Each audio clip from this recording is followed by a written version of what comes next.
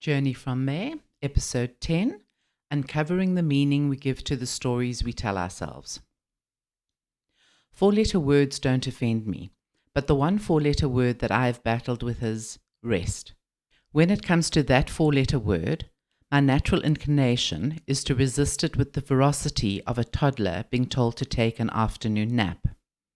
What is it about the seemingly innocuous word that sets off the stubborn 2-year-old in me? I'm not sure if I've figured out all the answers to that question, but I've figured out some. Last week, our little pack of 2 humans and 2 doggos spent 5 days far from the crowds, maddening and otherwise. We discovered this wonderfully unpopulated 28 hectares of nature some years ago. It's a rustic retreat where we start each day with a bit of mountaineering down to the clear river that borders the property. The 4-legged pack members morph into mountain goats as they bounce from one boulder to another, tails in the air and noses to the ground, absorbing the criss-crossing stories of the veld. The rocks eventually spill out onto river sand, and while we're still navigating the last of the rocks, the only evidence that we have dogs are dusty mirages dancing above the path, followed by the sound trail and echo of a plop and a splash, telling us they're swimming in the river. After a few minutes of them swimming in the natural pools, we follow the path that meanders next to the river. They disappear into the surrounding bush, proving that they take bundu bashing literally. Leading up to our time away, my husband and I were aware of the amount of work we were leaving behind, so we started to plan what work we were going to take with us. Luckily, we course-corrected 2 days before we left, deciding to rest and recuperate, so that we could make a renewed, energized charge at the mountain of work when we got back. We almost fell back into our old habits, but we were really grateful for the complete downtime. For most of my life, I've had the energy pattern of a toddler, manic activity followed by collapse. I used to say that I was only aware of my energy tank as full or empty, nothing in between. Midlife, burnout, and a bunch of life skills I was lacking, eventually led me to a point where I was evaluating my life and decided I needed to change the way I was living. I took a sabbatical to figure out how I was going to do things differently moving forward. Part of that exploration and figuring out how to manage my energy tank led me back to the word rest. I love words and I love fiction. Reading is more than escapism. It's meeting new friends, traveling to the past, the future, different worlds. But the most powerful story that affects my life is the narrative running in my head. The sabbatical kick-started an exploration of the stories I tell myself on a daily basis. Some of those myths and legends are so old that it helps to work with a narrative archaeologist, like a psychologist or life coach. Telling our stories, talking in a therapeutic space is a powerful experience because it shifts the tales living in our subconscious to our conscious mind. And when that shift occurs, it brings the storyline to our awareness, where we can work with it, evaluate it, decipher its meaning, and choose what the meaning of that scenario is going to be in our future. This allows for a shift in perspective to take place. Shifts allow us to move forward. When I allow myself to reconsider different perspectives, I open myself up to the possibility of seeing myself, my role in the plot, the meaning differently. In this way, we liberate ourselves from remaining trapped in the same old story. Think about it. Stories are being imprinted on our brains before we even understand language. Parents, sibling, extended family, genes, family trauma, these are all buried within us and affect us, consciously and unconsciously. Overlaid onto our biological and emotional plot lines are the cultural histories we are born into. It's a real mishmash, and we just keep adding to it as we journey through life. Stories have meaning, and we give meaning to the ones that we're told and interpret them based on a million filters. It's not so much what we're told, but what we perceive that we were told. There's that lovely parable about a young woman who learns to prepare a roast by watching her mother. When the woman prepares a roast for her new husband, she cuts off a choice part of the roast before cooking it. Her husband asks her why, and she tells him that's the way her mother taught her to do it. On investigating this further, questioning her mother about the origin of this method of preparation, she finds out that her mother's roasting pan wasn't big enough to hold the entire roast. That's why her mother was cutting off a portion of it. Sometimes we act in ways that don't make sense when we question it further.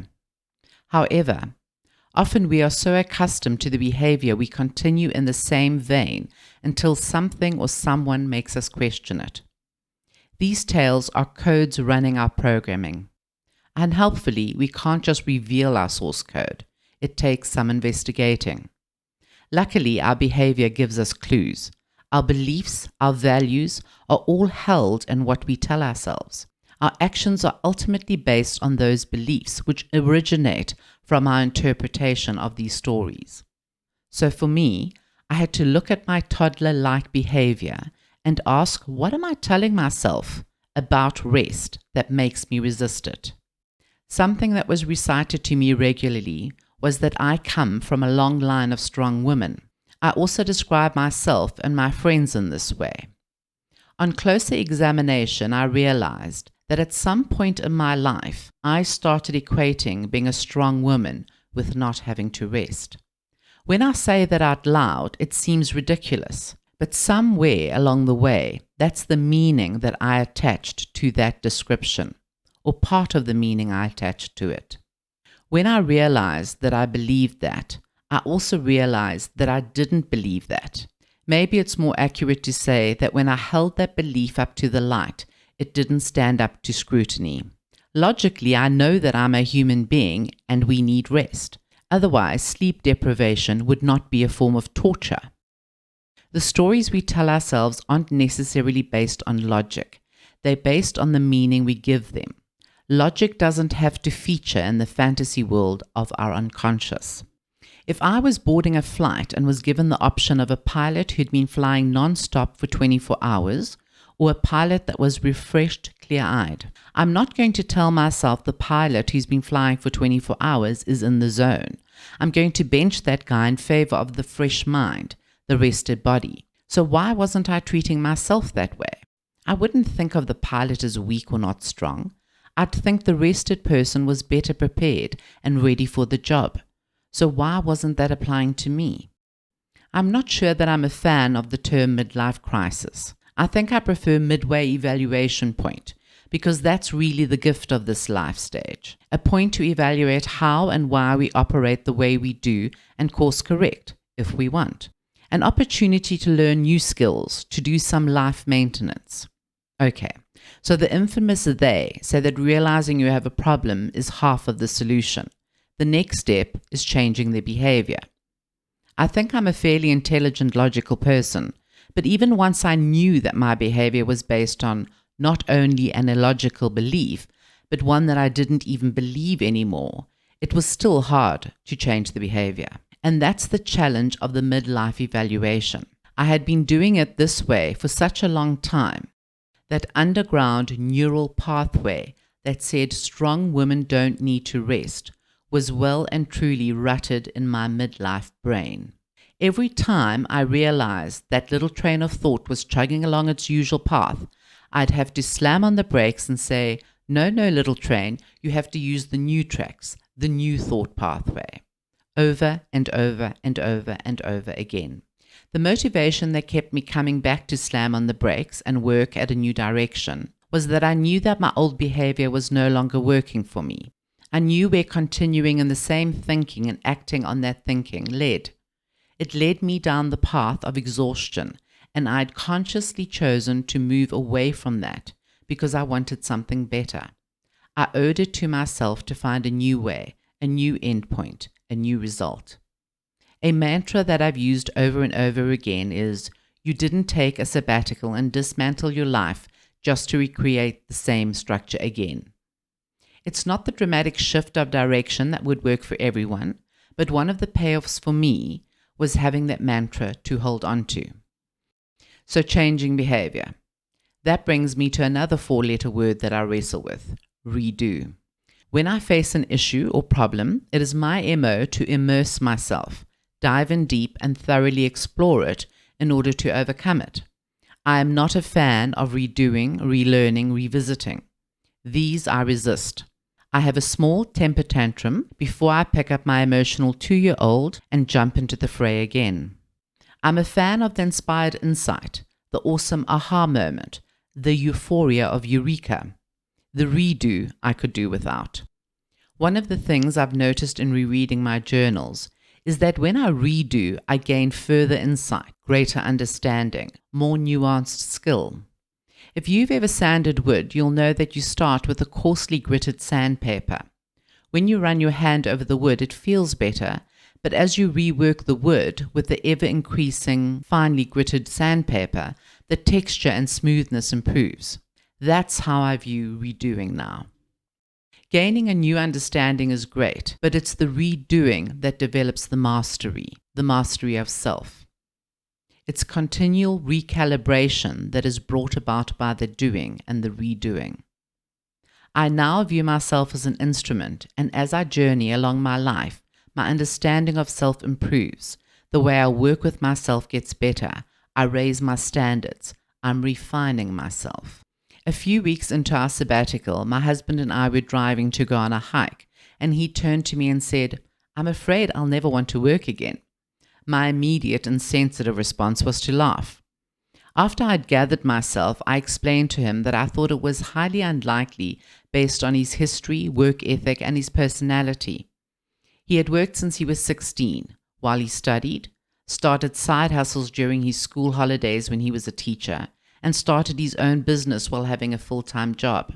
I explained that I thought the greater danger was that when we started working again, we'd quickly get into our old habits of overworking. We continued our discussion during our hike, and we discovered another interesting belief that we both shared. We regarded ourselves as hard workers, and part of our resistance to the word rest was that somewhere, in some way, we equated rest to being lazy. As we explored this belief, we realized that part of considering ourselves to be hard workers was about proving ourselves, and that we'd internalized that as part of our identities. We also realized that we no longer needed to prove to ourselves or others that we were capable of hard work. We now knew that. Additionally, it was our old way of thinking. We were now more interested in not only working smarter, but feeling better, being well-rounded, inspired, fully functional people. Again, even though we had this insight, we both battled with the word rest. What we discovered was that it was easier for us to encourage each other to rest than it was to accept that it was okay for us as individuals to rest. This resulted in us entering into a pact. We loved each other, understood the benefits of rest, and when we needed to take time, we would do that. And in doing so, in treating ourselves well, we were giving the other the permission, the license, and the encouragement to do the same. So now we saw taking a break ourselves as a way to support the person we loved most to do the same. We all have these narratives running on loops in our minds, and sometimes we need to revisit them and evaluate if we still attach the same meaning to them that we used to. A shift in perspective may enable us to see ourselves not as the victim of our lives, but as the hero. The stories we tell ourselves have been told to us are powerful and determine how we see ourselves, our world, and our belief in what we can achieve, feel, and be. Change the story you tell yourself, and you'll change your life. The tape playing over and over again in your head can be a cage, or it can be a stage. Change the soundtrack and make it the recital of your own choosing. It's just a story after all. Start writing the one you want to live. Let's be less concerned about living the dream and start living out our dreams. If we want our dreams for our future to be different from our current paths, it requires us to have the courage to take charge and be the authors of our own lives. I don't know about you, but when I get to that third stage of my life, I'd like it to be different from the first two acts. Not because the first two acts weren't thrilling, but because in the stories that I love, the arc changes, grows, deepens when the main character develops into the hero they were meant to be. One of the features of middle age is an awareness of how much time has passed and how quickly it's passed. At first, this can be terrifying, but it is also an invitation, an opportunity to evaluate what we're going to choose to leave behind so that we can focus fully on what's important to us moving forward. It instilled in me a commitment to making the next cycle Kathleen-centric, to learn from the past and action those lessons in my present so that my future will be the story of my life, not some unconscious myth that was imprinted on me before I had a voice, a choice. The line my husband and I had started to fixate on before our trip away was, "We have so much work to do." Resting allowed us to reframe that narrative. Having so much work to do was just part of the scenario. That we would work better after relaxing was also true. Picture that saying, putting your shoulder to the grindstone. When we do that, our view is limited to what is directly in front of us. We can't see ahead of us, to the side of us, or the progress that we've made. I'm sure you've had a problem that you can't solve, but when you walked away from it and engaged in something else, the solution popped into your head, like when you get great ideas in the shower. When we rest, let our bodies and mind unwind, play. It provides space to allow creativity and solutions to flow in. Fixating on one thing is like plucking only one string on a guitar. We have many strings, and the harmony of our life is better when we play all the strings, do different things. In doing this, we activate our full capabilities, bring our full selves to each endeavor. Reframing the narrative allows us to see the whole picture. One of the benefits of resting in nature is that nature is a constant visualization of ever-evolving cycles, reminding us there's a season to our world, our lives. Time for work, time for rest, and a time to redo, undo, and just be. Be present, enjoy this moment, the hoot of the owl in the darkness, the cries of the jackals that accompany the setting sun, the dome of the starred night, the early bird song that calls forth the rising sun. Like the bonfire we built every night to protect us from the winter chill and meditate on the flickering flames, rest is the wood that feeds our fire to charge again.